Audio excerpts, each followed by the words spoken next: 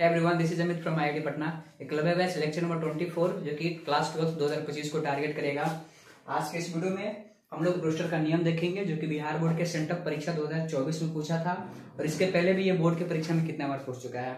तो अगर आप इस बैच को फॉलो नहीं किए हैं तो लिंक इसका डिस्क्रिप्शन बॉक्स में दे दिए गए, जाइए वहां से फॉलो कीजिए, बहुत ही हेल्प करेगा आपको।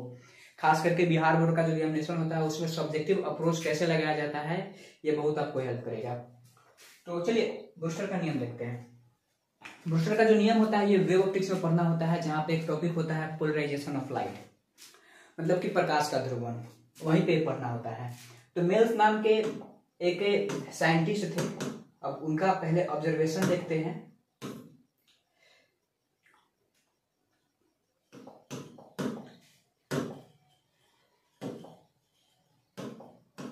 तो मेल्स ने पाया कि जब साधारण प्रकाश किसी पारदर्शी माध्यम की सतह पर आपतित होता है, तो देखिए ये साधारण प्रकाश की किरण है जो एक पारदर्शी माध्यम की सतह पर आपतित हो रहा है।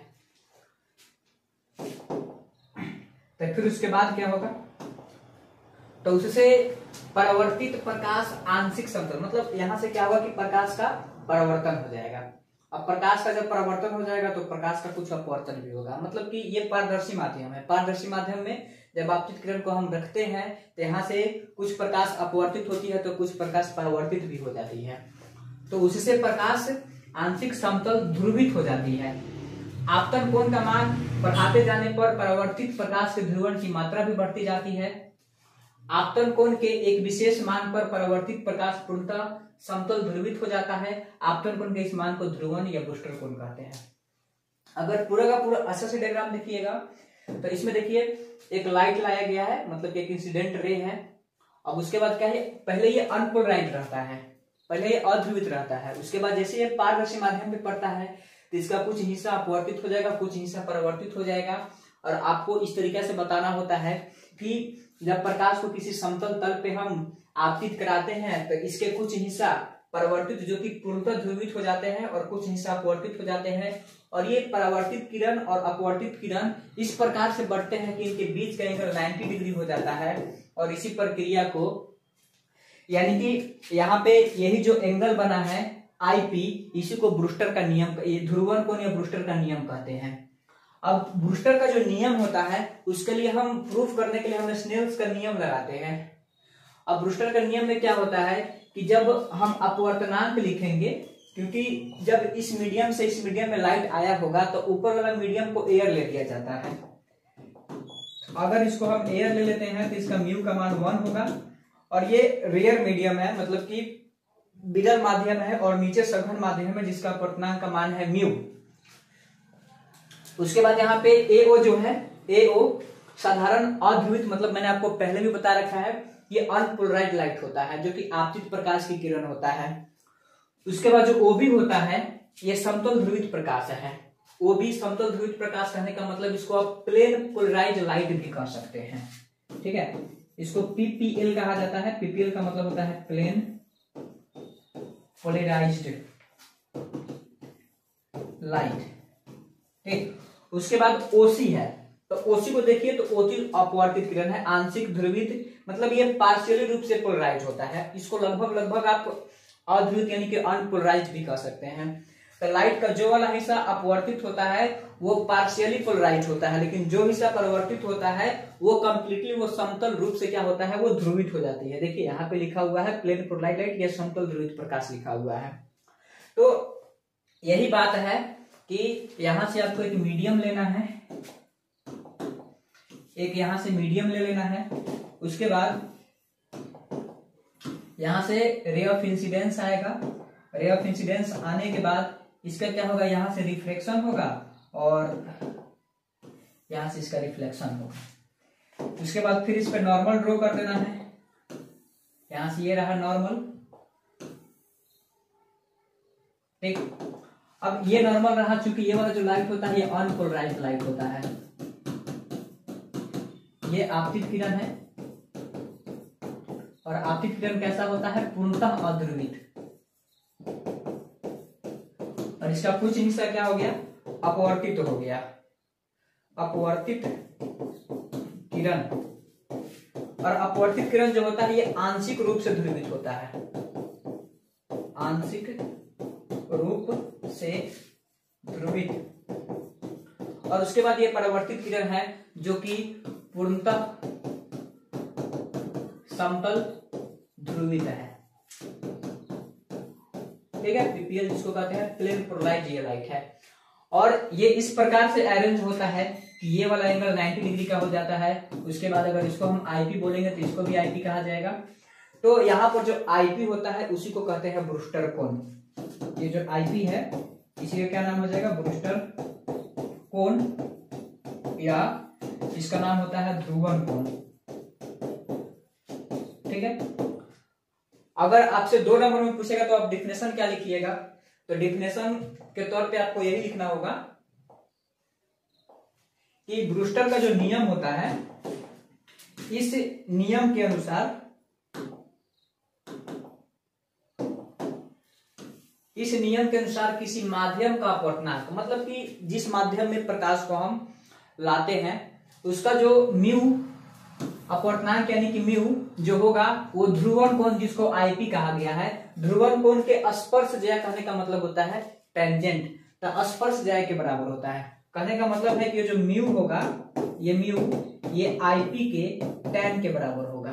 ठीक है, मतलब कि म्यू बराबर हो जाएगा tan आईपी, और इसी को क्या कहते हैं, ब्रूस्टर का नियम। और यही स्टेटमेंट जाकर के आपको परीक्षा में लिखना है। अगर ये स्टेटमेंट लिखते हैं तो आपको 2 में 2 नंबर मिलेगा। बाकी ये म्यू बराबर tan आईपी ये ऑब्जेक्टिव क्वेश्चन के लिए इंपॉर्टेंट है। ये ऑब्जेक्टिव क्वेश्चन में कितना बार पूछा गया है। अब चलिए, अब देखिएगा इसमें क्या होता है। एक और डायग्राम है, ये रेयर मीडियम है, नीचे डेंसर मीडियम है, ऊपर रेयर मीडियम है, नीचे डेंसर मीडियम है। रेयर करने का मतलब कि यहाँ पे आप अप्रोक्सीमेटली इसको एयर ले लीजिए, तो एयर लेंगे तो इसका म्यू का मान 1 हो जाएगा। यहाँ भी इसका एयर लेंगे, हवा लेंगे, तो नॉर्मली एग्जाम में जब भी हमसे पूछे जाते हैं वो हवा ही लिया जाता है। बाकी ऐसे आप म्यू1 और म्यू2 भी ले सकते हैं, कोई फर्क नहीं पड़ता है। ठीक है, तो ये अध्रुवित प्रकाश है। अब जानते हैं कि ये आंशिक रूप से यहाँ पर ध्रुवित हुआ है और यहाँ भी आंशिक रूप से ध्रुवित हुआ है। लेकिन यहाँ पर देखिए ये अध्रुवित प्रकाश है, लेकिन ये क्या हुआ कि ये पीपीएल हो गया, ये प्लेन पोलराइज्ड लाइट हो गया, ये समतल ध्रुवित प्रकाश हो गया, और यहाँ पर आंशिक ध्रुवित प्रकाश हो गया, जिसके वजह से यहाँ पे 90 डिग्री का एंगल बन गया है। लेकिन यहाँ पे ये जो एंगल है थीटा, ये नॉट इक्वल टू 90 डिग्री है, तो इसीलिए इस एंगल को ब्रूस्टर कोण नहीं करेंगे। और इस डायग्राम में ब्रूस्टर का नियम हम अप्लाई नहीं कर सकते हैं, लेकिन इसमें हम ब्रूस्टर का नियम अप्लाई कर सकते हैं। ठीक है, तो इसमें ब्रूस्टर का नियम अप्लाई करने, देखिए इसका एंगल का मान है थीटा पी, या इसको आईपी भी कहा जाता है। अब अलग अलग बुक देखिएगा, उसमें कहीं किसी में थीटा पी लिखा रहता है तो किसी में आईपी लिखा रहता है। बाकी एनसीईआरटी आईपी का यूज करता है, तो इसलिए आप भी आईपी का यूज कीजिए। और इस एंगल को कहा गया आर। ठीक है, जब इस एंगल को आर कहा गया, आर कहने का मतलब अपवर्तन कोण है। तो अब इसमें हम स्नेल्स का लॉ लगाते हैं, तो इन जनरल हम लिख रहे हैं। उसके बाद जिस प्रकार से बिहार बोर्ड में लिखना होता है वैसे आप लिखिएगा। हम जनरल नियम की बात कर रहे हैं, मतलब कि जरूरी नहीं है कि ऊपर हमेशा हवा ही लिया जाए, ऊपर हवा के अलावा कुछ भी ले सकते हैं। क्योंकि जब किसी माध्यम में प्रकाश का चाल का मान ज्यादा होता है तो उसको विरल कहते हैं, प्रकाश का चाल कम होगा तो उसको सघन कहेंगे। तो ऊपर विरल जरूरी नहीं है कि हमेशा हवा ही होगा, कुछ और भी हो सकता है। तो लेट अस सपोज यहाँ पे मेरे पास एक समतल प्लेन है और यहां से अध्रुवित प्रकाश का एंट्री हुआ,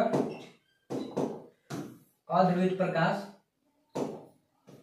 उसके बाद इसका हो गया अपवर्तन इस तरह से,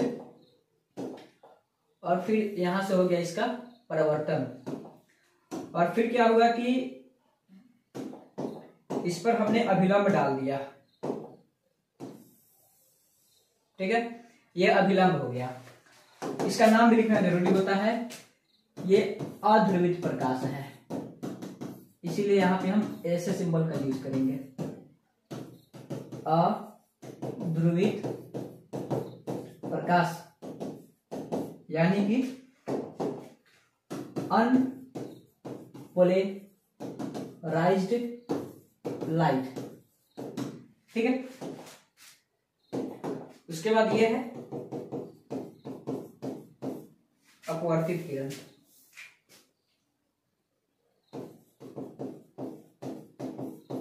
अपवर्तित किरण।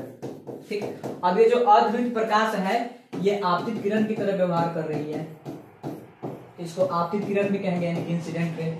और ये हो गया अपवर्तित किरण, जो कि आंशिक रूप से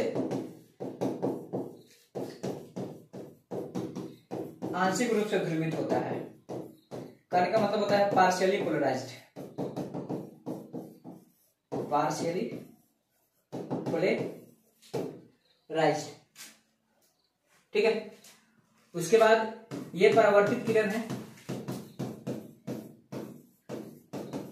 जो कि पीपीएल होता है, प्लेन पोलराइज्ड लाइट, यानी कि समतल ध्रुवित प्रकाश। ठीक, अभी फिर इसमें एंगल की चर्चा करेंगे। तो ये जो एंगल होता है ये 90 डिग्री का होता है, इस एंगल को आर बोल दे रहे हैं। अगर इसको आईपी कहेंगे तो ये भी आईपी हो जाएगा। तो अब देखिए, लेट अस सपोज ये वाला मीडियम विरल है और ये वाला मीडियम सघन है। ठीक है, तो विरल जिसका अपवर्तनांक μ1 है, सघन जिसका अपवर्तनांक μ2 है। तो क्या करेंगे कि इसमें लगाएंगे स्नेल्स का नियम। फ्रॉम स्नेल्स लॉ, इसमें स्नेल का नियम लगाएंगे। स्नेल का नियम क्या होता है, μ1 sin I बराबर μ2 sin R। This is Snell's law. जहां से लाइट एंट्री करता है उसका अपवर्तनांक μ1 और जिसमें लाइट एंट्री करता है उसका अपवर्तनांक μ2। बाकी ये जो I है ये एंगल ऑफ इंसिडेंस होता है और R का मतलब एंगल ऑफ रिफ्रैक्शन होता है। अब चूंकि इस एंगल का मान 90 डिग्री है और किसी रेखा के एक बिंदु पर बने हुए जितने भी कोण होते हैं वो 360 डिग्री का होता है, लेकिन ये जो एंगल होगा ये 180 डिग्री का होगा। तो इसको ऐड करेंगे तो 180 डिग्री आएगा, यानी कि angle IP plus 90 degree plus ये वाला एंगल आर, सबको ऐड करेंगे तो 180 डिग्री, यानी कि यहां से angle IP plus angle R बराबर हो गया 90 डिग्री। 180 में से 90 घटेगा, 90 बचेगा। तो यहां से एंगल आर के बदला में लिख सकते हैं 90 डिग्री माइनस एंगल आईपी। अब चलिए यहाँ पे लगाते हैं फिर से स्नेल्स लॉ। ऊपर जो है यहाँ पे मैंने हवा नहीं लिया है, यहाँ पे किसी भी मीडियम को लिया जा सकता है। जैसे मैं यहाँ पे हवा लूंगा μ1 का मान 1 हो जाएगा। ठीक है, तो μ1 जो अपवर्तनांक है इसको μ1 ही रखते हैं और साइन, और I के बदले में क्या रखेंगे IP। यहाँ पे रहेगा IP बराबर μ2 साइन और R के बदले में R ही रहेगा। तो μ1 साइन IP बराबर μ2 साइन और R के बदले में क्या लिखेंगे 90 डिग्री माइनस एंगल IP। यहाँ पे 90 डिग्री और माइनस क्या हो जाएगा IP हो जाएगा। तो μ1 साइन IP बराबर μ2 और साइन 90 माइनस थीटा बराबर क्या होता है cos थीटा, यहाँ पर हो जाएगा cos और IP। तो देखिए फिर से यहाँ से यहाँ पे है साइन थीटा साइन IP और बट्टा में है cos IP बराबर ये रहा μ2 और बट्टा हो गया μ1।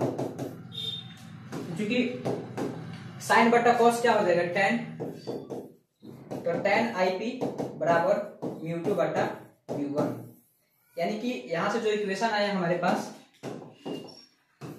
tan IP बराबर μ2 बटा μ1, यही है ब्रूस्टर का इक्वेशन।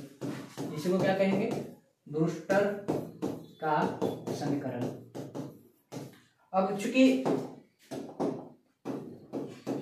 अगर ऊपर वाला मतलब कि अगर विरल वाला जो था अगर उसको हम हवा मान लेते हैं तो μ1 का मान हो जाएगा 1 और नीचे वाला जो सघन था उसको कोई अगर मीडियम मान लेते हैं तो उसका अपवर्तनांक कितना हो जाएगा म्यू,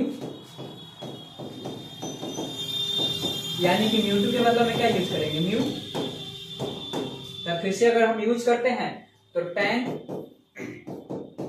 IP बराबर μ2 के बदले में लिख देंगे म्यू और बट्टा μ1 के बदले में लिख देंगे 1, यानी कि म्यू बराबर हो जाएगा tan IP and this is set to be Brewster equation. Brewster equation या ब्रूस्टर का नियम। तो अगर आपसे बिहार बोर्ड में सवाल पूछ दिया है 2 नंबर में या 5 नंबर में, तो 5 नंबर में तो डेरिवेशन लिखना होगा, और 2 नंबर में पूछा है तो केवल इसका डेफिनेशन लिख करके छोड़ दीजिए। मतलब कि 5 नंबर में पूरा बात लिखना होगा। तो आप यहाँ तक जरूर आइएगा, यहाँ तक लिख करके मत छोड़िएगा। एग्जामिनर को समझ में नहीं आएगा, नंबर ही नहीं देगा आपको। तो यहाँ तक आपको छोड़ना नहीं है, यहाँ तक आपको आना है, क्योंकि मान कर चला जाता है कि ऊपर हम हवा ही लिए होंगे, कुछ नहीं बोलेगा तो ऊपर हवा ही लिए होंगे। लेकिन इन जनरल न्यूमेरिकल अप्रोच के लिए मैंने ये चीज आपको बताया है कि कहीं हो सकता है कि ऊपर पानी और नीचे कुछ और मीडियम दे दे, या ऊपर कांच दे दे और नीचे कुछ और मीडियम दे दे, ऐसे भी तो हो सकता है, क्योंकि पूरी पॉसिबिलिटी लेकर के मैंने यहाँ पे चला है। तो यही है आपका ब्रूस्टर का नियम। होप सो आपको समझ में आया होगा। This is Eklavya batch lecture number 24 and ये बैच जो है ये काफी इंटरेस्टिंग बैच है। इसके पहले भी मैंने 2 बैच ऑलरेडी डाल रखा है, मंजिल और द्रोणा बैच, उसमें भी काफी अच्छे अच्छे आपको क्लास 12 के लेक्चर मिल जाएंगे। यहां से हमने स्टार्ट किया ब्रूस्टर का नियम, ये आपका कुछ डायग्राम वगैरह ये सब रहा। फिर मैंने यहाँ पे अगर आपको परीक्षा में जाना है तो डायग्राम ऐसे ही आपको बनाना है। उसके बाद ये इसका ब्रूस्टर का नियम अगर 2 नंबर में पूछेगा तो ये वाला डेफिनेशन आप लिखेंगे। उसके बाद यहाँ से इसका प्रूफ रहा। तो ये जो प्रूफ है यही परीक्षा में जाकर के आपको 5 नंबर में लिखना है, और ये सारा प्रूफ आपको लिखना पड़ेगा। फिर स्नेल का नियम यूज करना पड़ेगा, तब जाकर के आपको यहाँ पर आना है। उसके बाद फिर आपको 5 में 5 नंबर मिलेंगे, वरना ऐसे नहीं मिलेंगे। तो होप सो ये वीडियो आपको अच्छा लगा होगा। मिलते हैं नए वीडियो में नए जोश जुनून के साथ, तब तक ऑल द बेस्ट।